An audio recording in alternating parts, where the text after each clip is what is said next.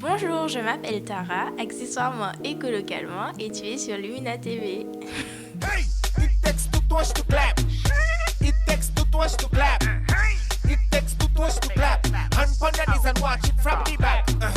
It takes two touch to clap. Touch to clap. It takes two touch to clap. Écolocalement, c'est une page Instagram que j'ai créée qui a pour but de mettre en valeur l'écologie en Martinique, donc avec les produits locaux, avec notre culture et notre histoire. Et vous pouvez trouver sur cette page des astuces anti-gaspi et aussi du zéro déchet. Et je crois que c'est tout. On va dire qu'écolocalement, c'est la première pierre d'un grand projet entrepreneurial dans l'anti-gaspi. Et du coup, le but avec écolocalement, c'était de rassembler une communauté un peu intéressée et puis aussi de faire découvrir à d'autres l'écologie en essayant de briser un peu tous ces stéréotypes et puis qu'ils puissent voir de même une autre facette de l'écologie en Martinique. Je dirais que l'écologie en Martinique, je dirais pas qu'elle est inexistante, mais elle n'est pas accessible parce que ce n'est pas une écologie qui nous ressemble.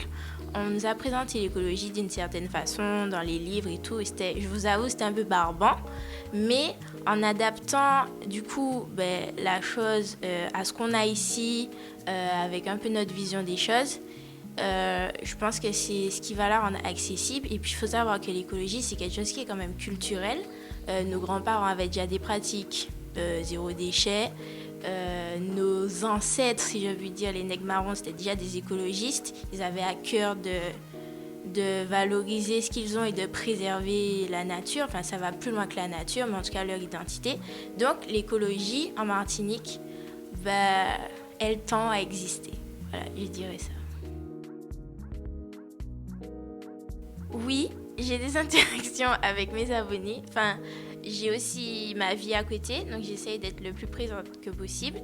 Et puis, dès qu'ils ont des questions, j'essaye d'y répondre. Mais je ne sais pas encore tout et je ne saurai sûrement pas tout.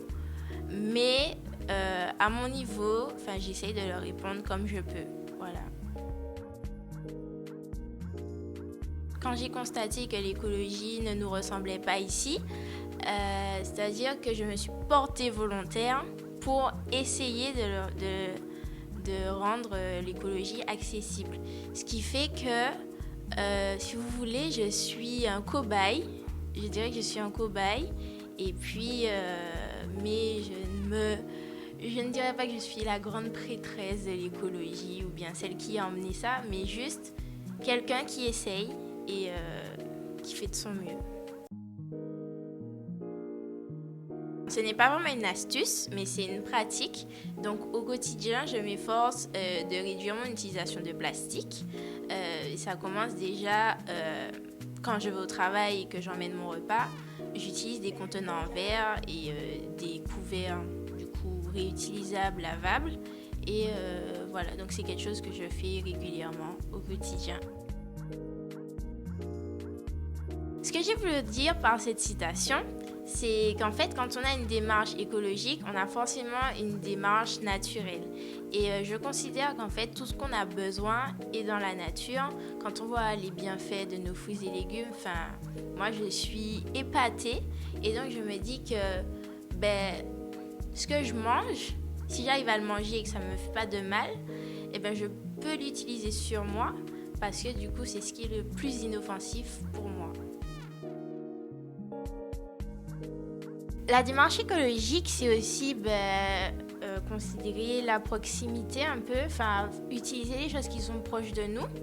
Et en fait, c'est logique d'utiliser les produits locaux parce que c'est ce qu'il y a chez moi, c'est ce que j'ai et j'ai pas besoin d'utiliser des choses importées.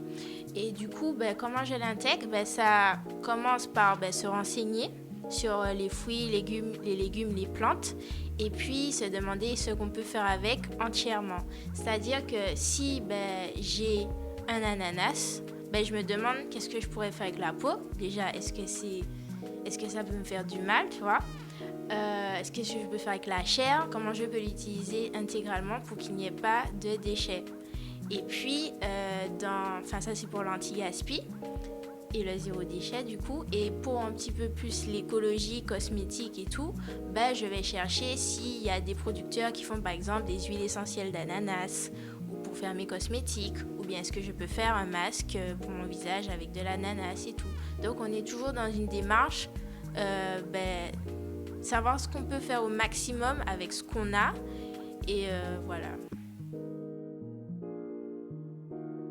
Avant Écolocalement, jusqu'à maintenant, j'ai un autre projet entrepreneurial dans l'anti-gaspi que j'ai pu présenter lors d'un concours qui s'appelle Femme Digitale et que j'ai remporté. J'ai remporté la catégorie Pépites qui était dédiée au projet d'étudiants. C'était un concours de la CTM, donc il fallait d'abord envoyer un dossier pour présenter un peu le projet et tout.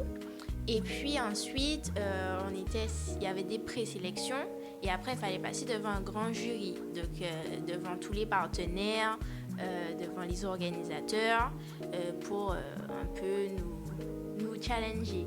Et puis après vient ensuite la cérémonie de remise de prix où personne n'était au courant des gagnants, donc on ne savait pas à l'avance. Je suis venue comme ça et puis ils annonçaient en direct les gagnants. Donc à ma grande surprise, j'ai remporté le prix et franchement ça fait plaisir de voir que on n'est pas les seuls à croire en son projet.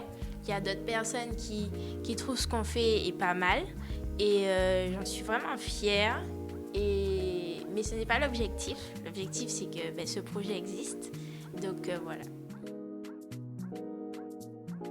C'est une application qui va permettre de réduire le gaspillage alimentaire au niveau des commerces et aussi des foyers. Donc c'est un peu une application, on va dire, pédagogique et en même temps de service puisqu'on pourra acheter des invendus auprès des commerces. Et puis aussi, il y a toute cette partie pour son foyer, pour réduire le gaspillage chez soi, où il y aura des recettes, des astuces, des choses un peu pas mal pour un peu lutter contre ce fléau, si je peux me permettre, parce que en Martinique, vu le taux de pauvreté, pour pas rendre l'ambiance un peu morose, on peut pas se permettre de gaspiller autant. On est une petite île, à déconner. La papaye et les la papaye, c'est tellement sous-coté parce que les gens ils disent que ça a un goût de vomi, mais je trouve ça tellement bon. Il faut pas manger la papaye en jus ou quelque chose comme ça, à part si tu l'accompagnes de notre fruit, mais nature, c'est super bon. Il y a aussi le jack. C'est vrai que c'est un fruit assez atypique pour ceux qui en ont déjà mangé, mais moi je supporte le goût, je trouve ça bon. La banane. Moi je trouve pas ça de ouf.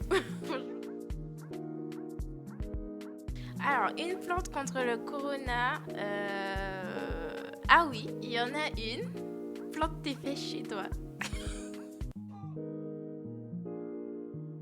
Si j'avais des conseils à donner aux personnes qui nous regardent, je leur dirais premièrement de toujours favoriser le local et deuxièmement de se lancer parce qu'une fois qu'on est lancé, on n'a plus peur car on est déjà en train de le faire. Prenez soin de vous, écolocalement.